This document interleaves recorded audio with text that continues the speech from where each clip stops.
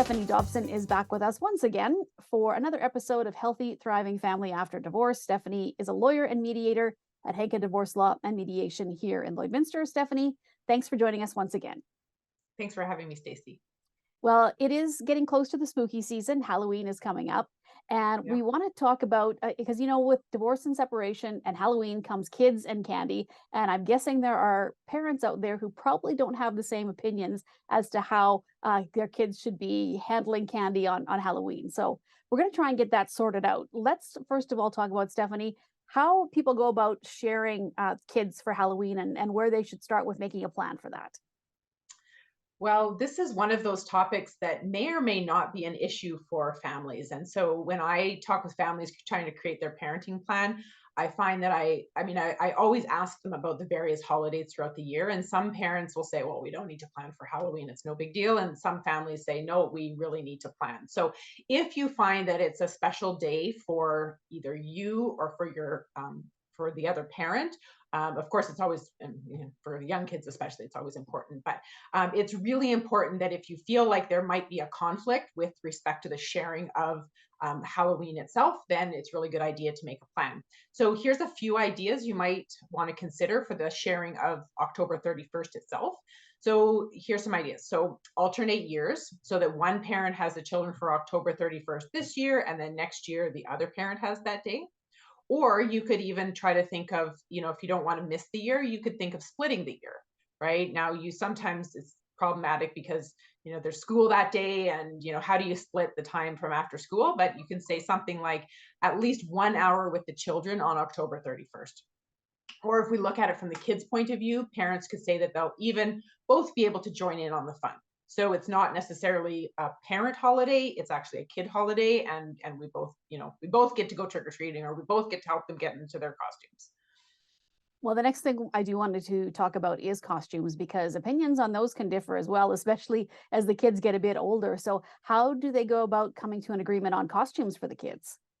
Well, costumes can be such a difficult issue. I mean, they're so much fun for kids. I cannot believe how much costumes cost these days.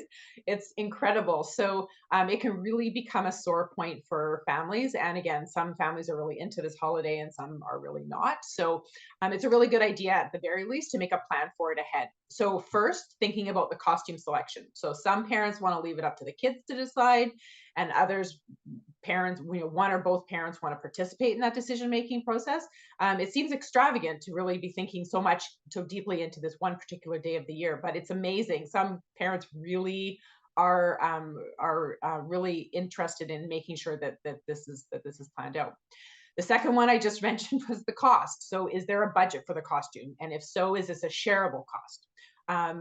Halloween costumes aren't necessarily one of what we call the extra expenses or the special expenses that we've talked about in other episodes about child support. But definitely, you want to talk about how those costumes are going to be planned for. I know when my kids were little, we had a rule that you only get to buy a costume every other year.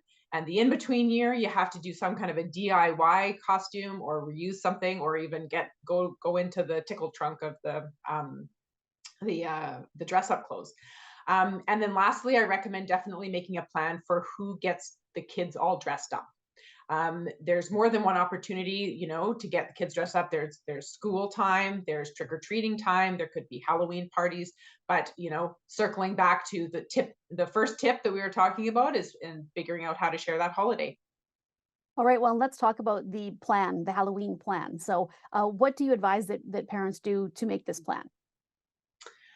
Well, you said it at the beginning of the most important, what is this holiday about? It's about trick-or-treating and candy. So there are parents who have very differing ideas about what those guidelines should be.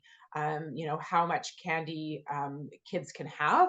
So you may want to have a shared understanding about how much candy the kids are actually allowed to have, either the day of Halloween or in the weeks after Halloween. Some parents say, you can stuff yourself on Halloween and the week of, but then after that, it all goes into the garbage or what have you. I know some dentists have those things where if the more pounds of candy that you bring to the dentist office, they put you in for a draw or something like that. And also, talking about curfew. So if kids are old enough to go out without their parents, is there a mutually agreeable curfew with respect to Halloween in particular? All right, lots to think about coming up Yeah. for Halloween here in a couple of weeks. So thanks so much for helping us out with that, Stephanie, and we'll chat with you again next week. Yeah. Thanks, Stacy.